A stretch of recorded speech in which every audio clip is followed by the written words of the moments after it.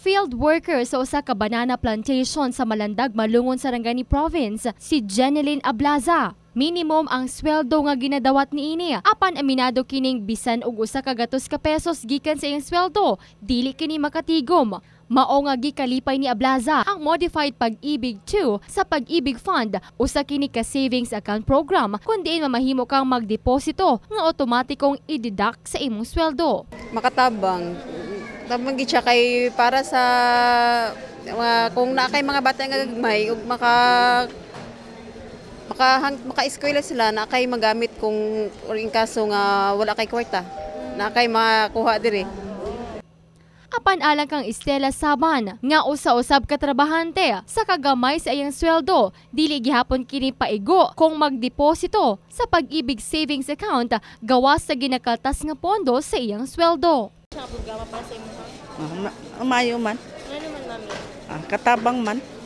Giawhag karon sa Pag-ibig Fund ang mga katawhan, ilabi na ang mga self-employed o mga trabahante nga mo-apply sa Modified Pag-ibig 2 o sa kini ka savings account sulod sa 5 ka tuig. Pag-awhag kini sa mga empleyado o self-employed nga mag-save og gagmayng kantidad gikan sa ilang sweldo aron ma-invest pag-abot sa panahon. Matod sa Chief Marketing and Sales Division sa Pag-ibig Fund nga wala nagaubos sa 4,000 ang annual dividend nga makuha sa mga investors. Kapin 195,000 ang kinatibuk ang ihap sa Pag-ibig members, kundiin anaa sa 2% lamang kung 2,000 ang naka-avail niini gikan patuig 1980s. Tumong sa maong programa aron maawhag ang publiko sa pagtigom og kwarta nga wala na practice sa mga Pilipino sa kantidad nga 500 ka pesos matag bulan lamang. Kasi yung purpose nito, talagang ang Filipino workers matulungan na ma-embrace yung concept ng savings.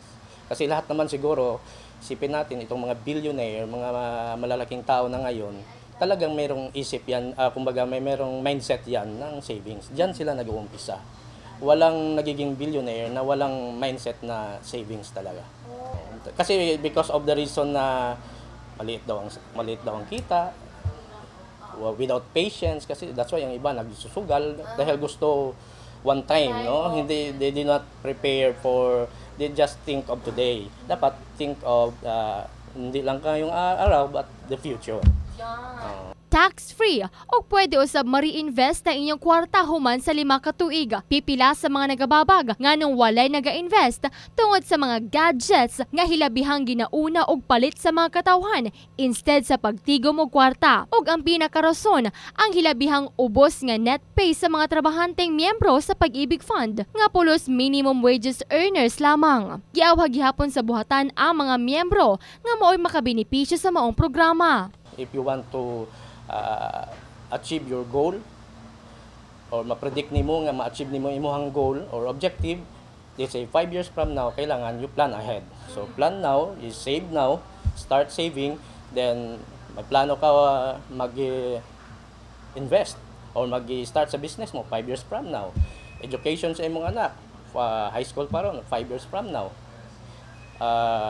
Unsa pa? Renovation sa imong balay 5 years from now, so start saving under Pag-ibig 2. Mas maayong karon pa lang magtigom na kitang mga katawhan aron sa sunod nga mga tuig dili na mamroblema kung manginahanglan man og kwarta. Just Saliduna, Brigada News.